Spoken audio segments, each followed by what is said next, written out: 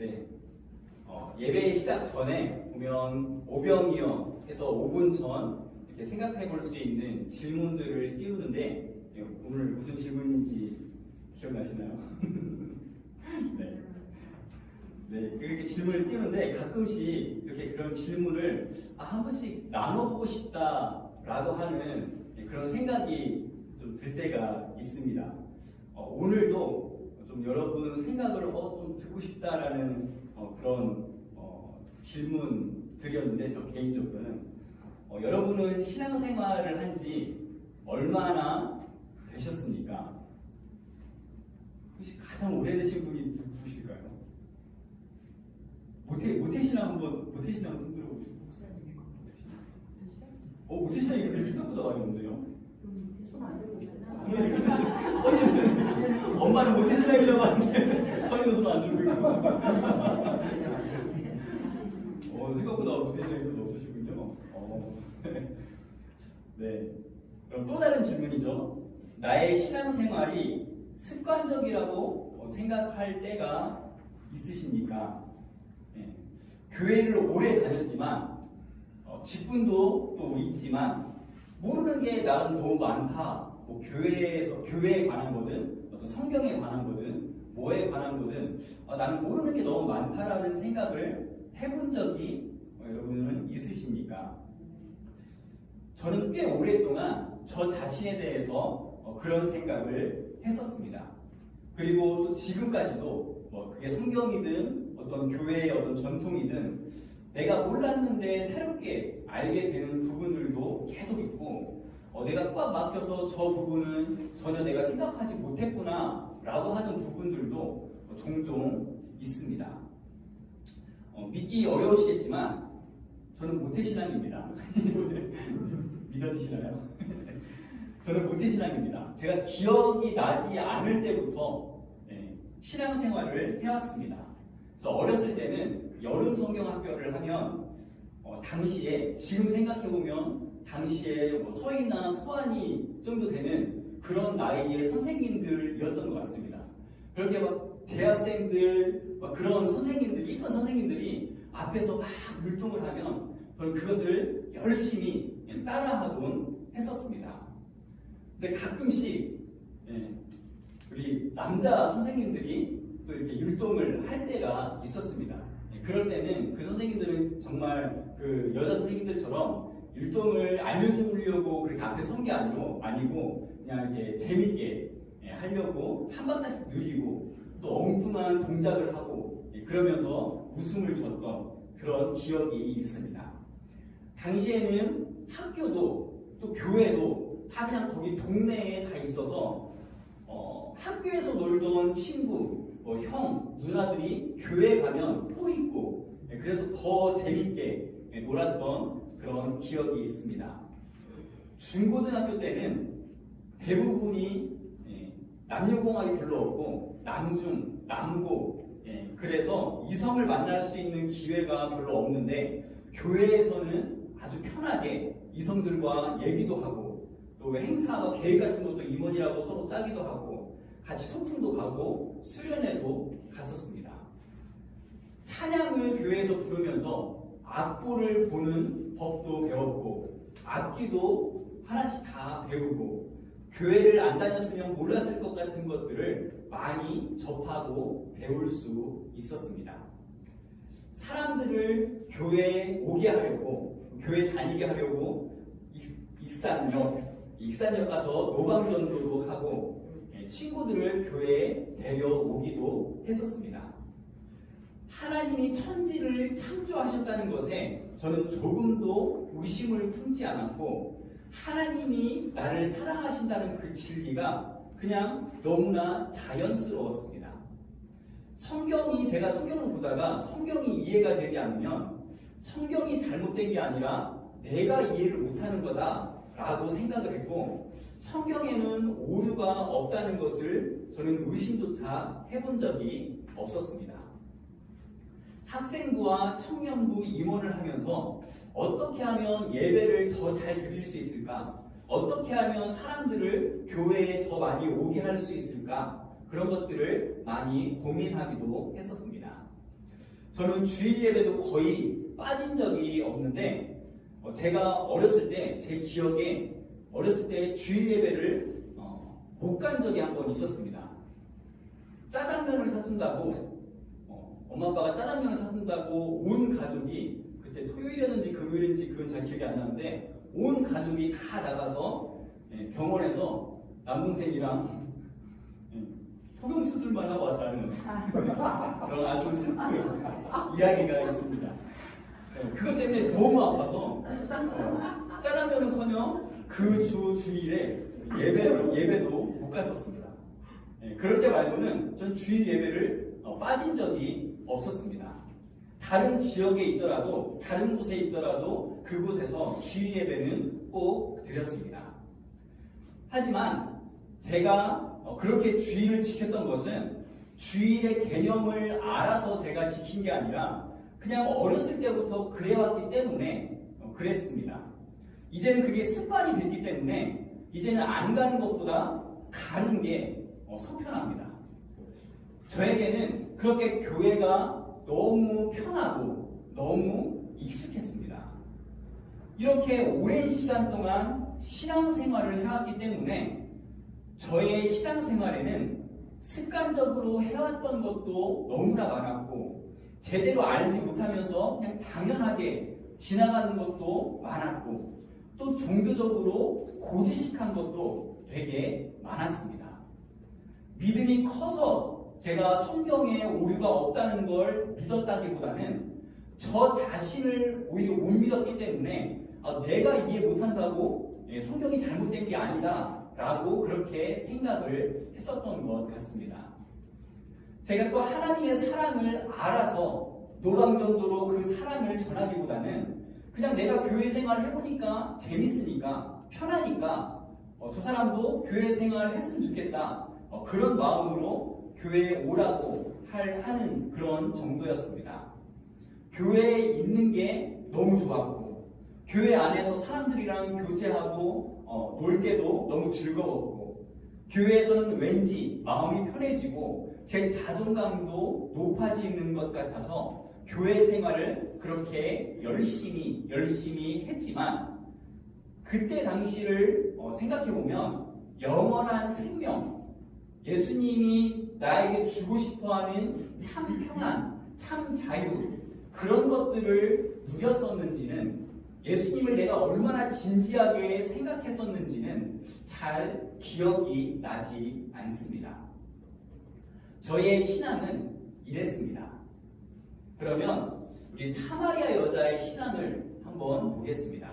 이 사마리아 여자는 물을 달라고 그 유대인 남자에게 물을 달라고 하는데 유대인 남자 예수님께서 갑자기 남편을 데려오라고 하십니다. 생뚱맞은 예수님의 말에 여자는 자신의 상황을 말합니다.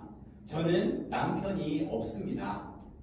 그 대답에 예수님이 이 여자가 듣기에는 정말 충격적인 말씀을 하십니다. 네 말이 옳다. 남편이 없다고 하는 네 말이 옳다. 남편이 5이 있었고 지금 집에 있는 남자도 네 남편이 아니다. 여자는 그 말을 듣고 충격을 받았습니다.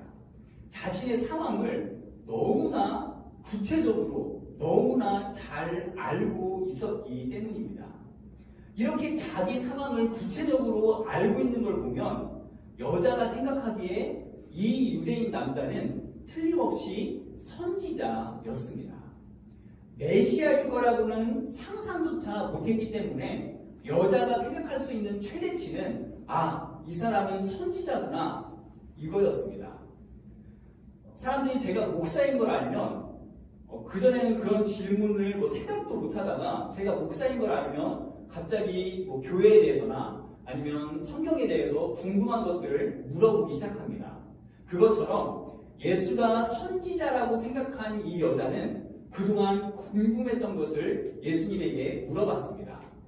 우리는 여기서 예배를 드리는데 유대인들은 예루살렘에서 예배를 드려야 된다고 합니다. 도대체 그게 뭐가 맞는 겁니까? 여기서 예배를 드리는 게 맞는 겁니까? 유대인의 말처럼 예루살렘에서 예배를 드리는 게 맞는 겁니까? 그 전까지 이 사마리아 여자의 관심은 오직 물이었습니다. 자신의 현실이었습니다. 그런데 예수가 선지자라고 생각한 이후부터는 이 여자의 대화가 종교적이고 신학적인 것으로 이 대화의 주제가 바뀌었습니다. 이 여자가 평소에 얼마나 예배에 대해서 연구를 하고 얼마나 그것을 생각하고 고민했는지는 모르지만 그냥 선지자라고 하니까, 저 사람이 선지자라고 하니까 사람들이 그냥 토론하는, 당시에 종교인들이 토론하고 있던 그런 논쟁하는 것에 대해서 물어봤을 수도 있겠지만, 어쨌든 주목할 사실은 이 대화의 내용이 현실에서 종교적으로 바뀌었다는 사실입니다.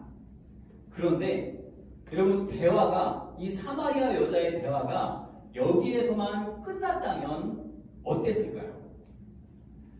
현실만 생각하던 그 사마리아 여자가 종교적인 것에 관심을 가지기 시작했다고 해서 이 여자가 예수님이 정말 이 여자에게 주기 원하시는 영원한 생명에 관심을 가지게 되었다라고 보기는 어렵습니다.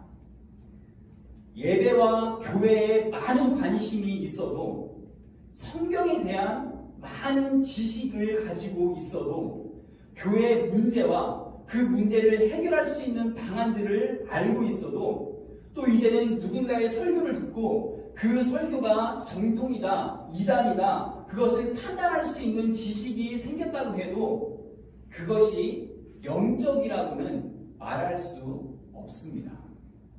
성경 공부가 아무리 재미있고 교회 생활이 아무리 재미있어도 그건 단순히 사회적 활동이나 지식적인 만족에 불과할 수 있습니다.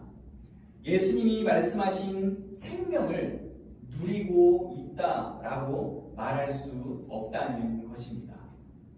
물에 대한 이야기만 하다가 예배에 대해서 물어봤다고 해서 이 여자가 예수를 메시아로 믿은 게 아니었습니다.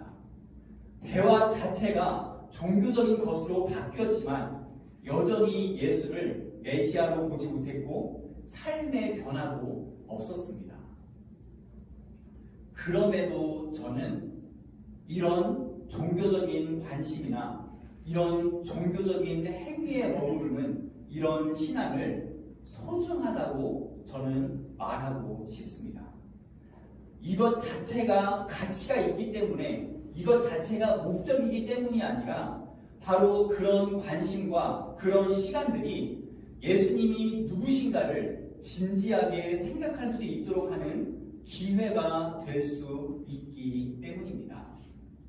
많은 성도들이 처음에 교회를 어떻게 해서든지 오게 되고 별로 불편함 없이 교회를 다니다 보니 사람들과 잘 어울리는 그런 성격 때문에 사람들과 잘 어울리게 되고, 또 그러면서 봉사도 하게 되고, 애들을 좋아해서 주일학교 교사도 조금 해보고, 노래를 좋아하니까 찬양팀이나 성가대 이런 데도 좀 서보고, 또 교회에서 한다고 하니까 성경 공부나 제자 훈련도 많이들 해왔습니다. 그렇게 오랜 시간 동안 신앙생활을 하다 보니 이제는 직분도 받고 집사도 되고 권사도 되고 장로도 되었습니다. 교회를 전혀 안 다니면서 현실만 바라보던 그 사람이 이제는 오랫동안 무리 없이 교회를 잘 다니면서 종교적인 사람이 되었습니다.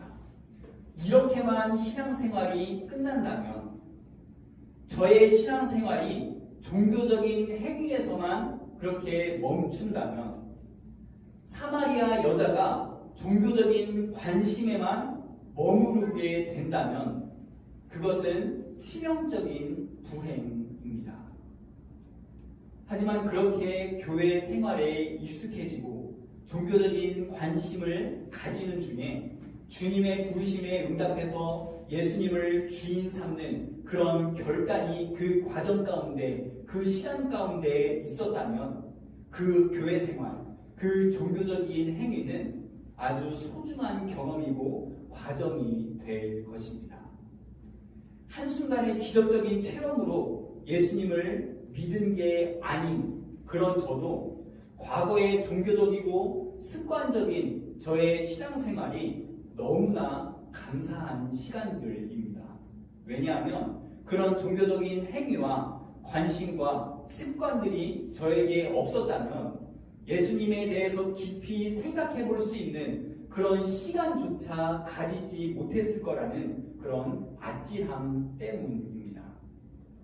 종교적이고 습관적이었지만 그 자리에 머물러 있었기에 예수님을 더 깊이 끊임없이 생각할 수 있게 하는 그런 시간들이 되었다는 것입니다. 종교적이고 습관적인 것에 머물되 거기에 안위하지만 않는다면 그 시간들은 예수 그리스도를 진지하게 생각하게 할 수 있는 좋은 과정들, 그런 시간들이 될 것입니다. 혹시 저처럼 예수님을 언제 믿었냐라고 물으면 언제라고 딱 말하기 어려울 정도로 애매한 그런 사람들이 있을 겁니다. 수련회나 집회에 가서 눈물 콧물 흘리면서 막 회개를 하면서 그때 예수님을 만난 것 같은데 또 그 후의 삶을 보면 반복되는 죄를 짓고 고달픈 현실을 살면서 내가 정말 예수님을 그때 인격적으로 만난 것이 맞나? 그렇게 의문이 드는 사람도 있을 겁니다. 그래서 예수님을 언제 내가 인격적으로 만났는지 자신 있게 말을 못하는 사람들도 있을 겁니다. 종교적인 관심에서 벗어나서 영적인 것을 추구하며 나아가는 그런 사람들도 있지만 아직 종교적인 행위, 그 습관에서 벗어나지 못한 그런 사람들도 있을 겁니다. 하지만 그 모든 것이 하나님의 은혜인 이유는 그 시간이 영적으로 갈 수 있는, 또 예수님을 더 깊이 생각하게 할 수 있는 그런 과정들이 될 수 있기 때문입니다.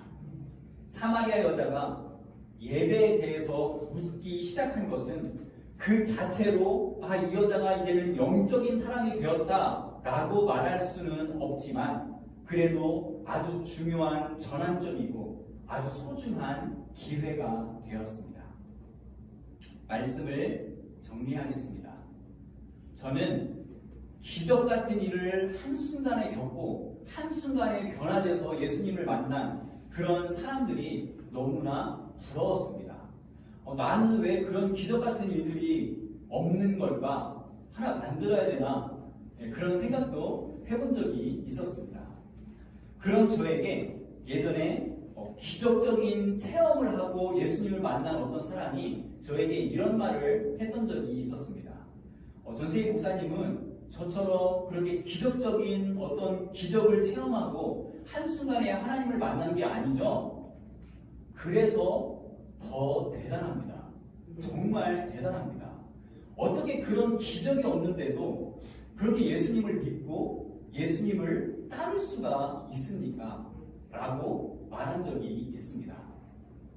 바다가 갈라지고 사람이 죽었다 살아나고 물 위를 걷는 기적이 없는데도 지금 이 자리에 있는 것이 얼마나 귀하고 얼마나 소중한 그런 기회인지 모릅니다. 우리 신앙생활이 습관적인 것 같아도 너무 모르는 게 많은 것 같아도 괜찮습니다. 이미 우리는 예수님과의 인격적인 만남을 시작한 사람들입니다. 그래서 우리는 이 자리와 또 이 시간에 머물러 더 그 앞으로 나아갈 수 있는 그런 사람들입니다. 예전에 제가 소개팅을 했는데 여자분이 찬양팀 리더까지 한 그런 여자분이었는데 그때 당시에 소개팅을 할 때는 교회를 안 나간다는, 교회를 안 나가면서 목사하고 소개팅을 하고 있는 교회를 안 나가는 그런 여자였는데 그런 얘기를 많이 했었습니다. 왜 교회를 떠나게 됐는지 거의 뭐 상담처럼 그렇게 됐는데 그런 말을 많이 했었는데 떠난 이유가 타 종교와 뭔가 다른 점을 못 찾겠더라는 그런 그 여자의 말이었습니다.